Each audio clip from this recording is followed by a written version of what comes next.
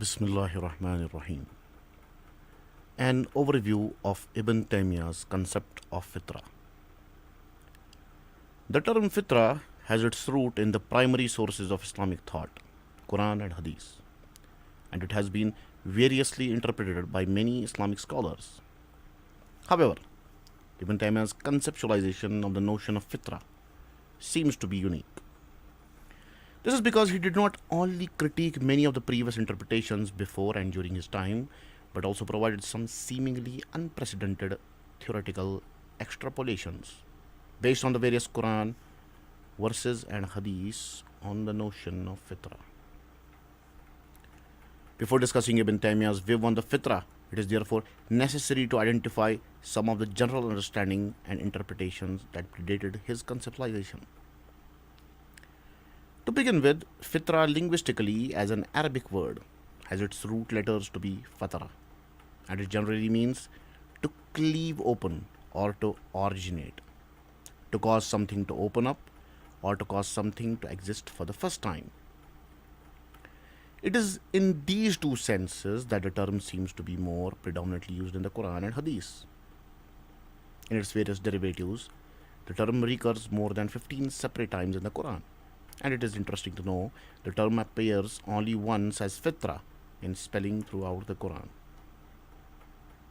However, as a technical term in Islamic thought, it has been taken to connote certain understanding regarding the primordial nature of man. This is based on exegetical analysis of certain Quranic verses and selected relevant hadiths. Quran 30:30 and Quran chapter 7 verse 172 to 173 are some of the Quran textual references that have been essentially resorted to by many Islamic scholars to discuss the primordial nature of man. In addition to these verses, various prophetic traditions or hadiths are referenced to substantiate the notion. For instance, Abu Huraira reported Allah's Messenger, may peace be upon him, to have said, "An infant is born according to his true nature. It is his parents who make him a Jew, a Christian, such as a she camel gives birth to its young ones. Do you find any deficiency in their limbs? You cut their ears after birth." Relying on these sources, certain scholars before Ibn Taymiyyah provided the following understanding of the fitrah. Fitrah is Islam according to At-Tabari, who died in 923 AD. Fitrah Asmisaq, Fitrah Amisaq, now commonly translated as Adamic covenant, that is, the discussion that was alluded to in the Quran between Allah and the progenies of Prophet Adam, according to Ahmad ibn Hanbal, who died in 855 AD. Fitrah as predestination in the view of Qadri al-Jilani, died in 1166 AD. Fitrah is human neutral ability or lack of any innate inclination, as generally understood by Ibn Abdul Barr, who died in 1071, and fitrah as inner guidance and conviction, based on Al-Ghazali, who died in 1111 AD. Due to the limited space and without necessarily going into details of each of these views, the following is a summary of Ibn Taymiyyah's critiques of these early interpretations. Besides the fact that Ibn Taymiyyah intellectually discounts the interpretations of fitrah as predestination and human neutral ability, he builds on some of the viewpoints by the scholars before him. He attempted this by critiquing, reformulating, and improving upon their interpretation, and articulated his own distinct view of the fitrah. However, unlike many of the earlier interpretations, he provides an extensive theoretical construct of fitrah in a way that was rarely attempted before. Without denying that fitrah could be understood to mean Islam, Ibn Taymiyyah avers that there are basic clarifications that need to be made in this regard. In his view, fitrah is termed to mean Islam only in a general sense, not in the actual practical understanding. Islam is more than fitrah, and the two cannot be equated as the same. For him, Islam is a comprehensive and detailed, revealed principles and understanding of creedal issues, rituals, ethics, and fundamental and jurisprudential principles on all aspects of human existence. While fitrah could be best understood to mean natural predisposition to Islam, that is, Islam in its human potentiality. Fitrah is therefore essentially a psycho-spiritual and epistemic faculty that is ontologically part of man's nature, and it is functionally compatible with Islam. As a result, it is part of but not equivalent to Islam. In other words, fitrah is essentially an Islamic predisposition that is innate to man, but it is not Islam in the complete and practical sense of the word Islam. This seems to capture or reflects the statement of Prophet Muhammad والسلام, that every child is born upon the fitrah. And according to Ibn Taymiyyah, the Prophet would not have meant that everyone is a practicing Muslim at birth, but rather that everyone has a latent inclination toward Islam and its values. It's a natural metaphysical constitution of man that is in congruence with the basic ideals of Islam. Fitrah, as a latent nature of man which develops and comes to the fore over time, seems to indicate that Allah originally ingrained in our nature the cognitive and psychological tendencies that internally make us inclinable towards Islamic tenets.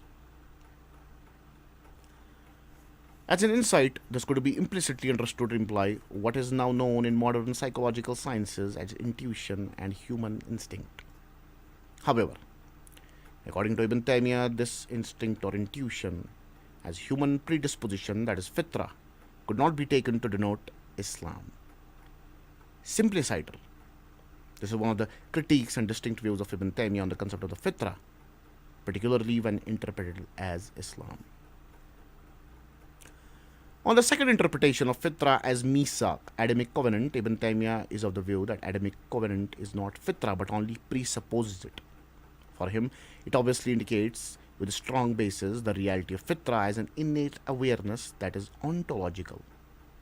That is the fact that all the children of Adam could affirmatively respond to Allah's rhetorical question on His Lordship clearly implies that human beings are primordially imbued with a piece of innate knowledge. According to Ibn Taymiyyah, it is that innate ability to affirm, not the conversation, not the agreement, that constitutes fitrah because it points to a natural understanding that is not based on any inference and learning or experience. Taking the above as a point of departure and by drawing from and critically reinterpreting the Quran and Hadith, Ibn Taymiyyah develops fitrah as an epistemic concept that could be employed to understand and approach various issues in Islam. To clearly provide his major explorations about the fitrah, the following is an overview of the defining characteristics of his conceptualization. Major defining characteristics of fitrah. Innateness of fitrah. Ibn Taymiyyah holds that fitrah is man's innate epistemic capacity to know certain realities as self-evident without necessarily having the ability to articulate them. Referencing certain verses, for example, Quran 14:10 and Hadith, Ibn Taymiyyah avers that fitrah points to the fact that man is instilled with a priori understanding that seems to entail necessary consciousness that may not be readily rendered into words.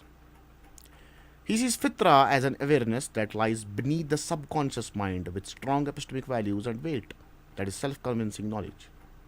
For him, fitrah also entails a tendency to be more inclined toward Islamic values and general moral goodness.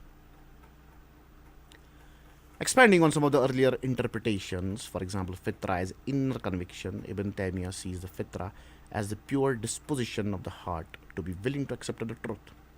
He sees it as a psychic situation where a child would find it difficult to choose other values apart from Islamic ideals when he or she is not influenced by external factors. This is because Islamic tenets, in Ibn Taymiyyah's view, are in tandem with every child's natural disposition.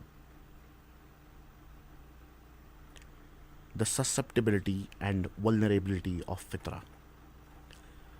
The fitrah is part and parcel of man's nature. However, it's a dynamic disposition. Fitrah for Ibn Taymiyyah is susceptible to being influenced and affected as it is not a fixed or unresponsive component of man.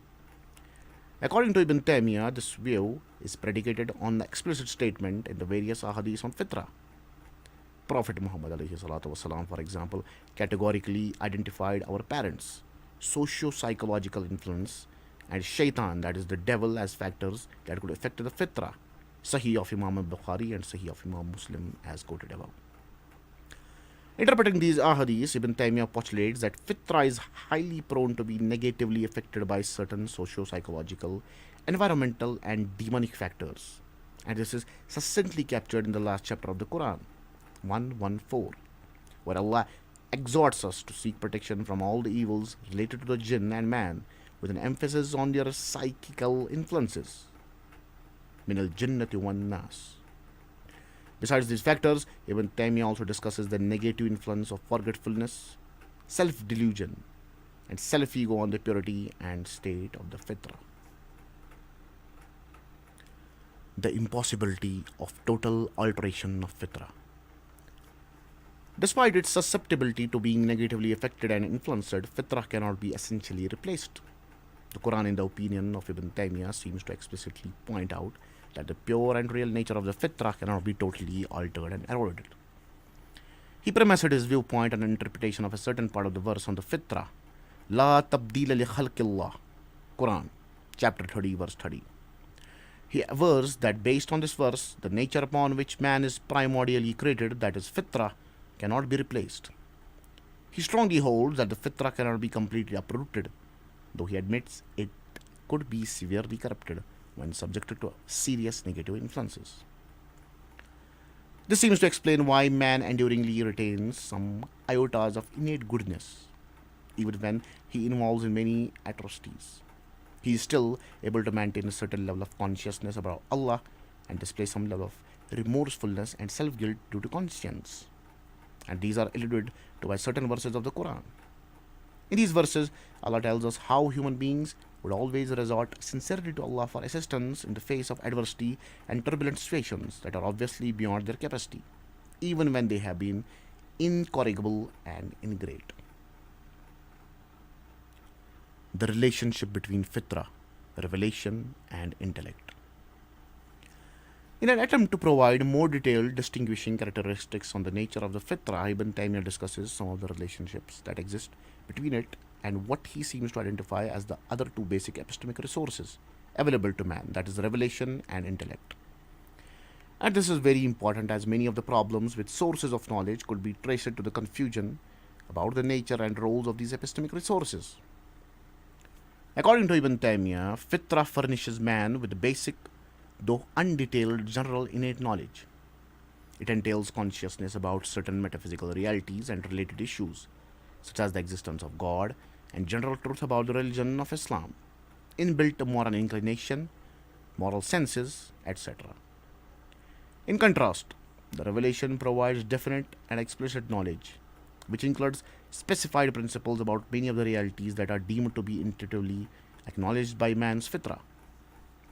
For example, it provides certain details on the nature, names, and attributes of Allah, some information on the future happening on the day of resurrection, specified moral dictates and prescriptions, well spelled out guides on Islamic stipulations on rituals, etc. While the intellect basically cognizes, synthesizes, analyzes, expiates, reinterprets, articulates, guides, and contextualizes the various knowledge provided with fitrah and revelation, it puts in perspective the received knowledge and principles from the other sources. Intellect discovers and explains, based on revelation, many of the phenomena that fitrah could not independently articulate. Revelation is partly meant to affirm and clarify knowledge from the fitrah, while fitrah confirms and aligns with the revelation. While fitrah is a source of non-inferential knowledge, intellect serves as a source for inferentially acquired knowledge. For Ibn Taymiyyah, through fitrah, man's reason could be made to be more inclined toward the ultimate truth and righteousness. This is because pure fitrah acts in harmony with revelation and functions as a check and balance to the intellect. However, with corrupt fitrah, the revelation utterly becomes non-relevant, while the intellect loses its guard. In summary, for Ibn Taymiyyah, each of these sources of knowledge has its distinct characteristics. However, they are functionally connected, as they necessarily form the complete epistemic resource for man. They are to be integrated to produce a comprehensive knowledge of reality that is realistic rather than being taken to be conflictual. Without denying his theoretical drawings from some of the earlier interpretations, the foregoing postulations seem to show how Ibn Taymiyyah uniquely conceptualizes the term fitrah as an epistemic element. It summarily indicates how he developed an entire epistemological paradigm in which the notion of fitrah is being emphasized and integrated with other sources of knowledge, particularly from an Islamic standpoint. Certain implications of this intellectual ingenuity on fitrah have been attempted by some previous studies with respect to some aspects of Islamic thought. Its moral epistemological implications for Islamic moral knowledge are considered in the next part of this paper.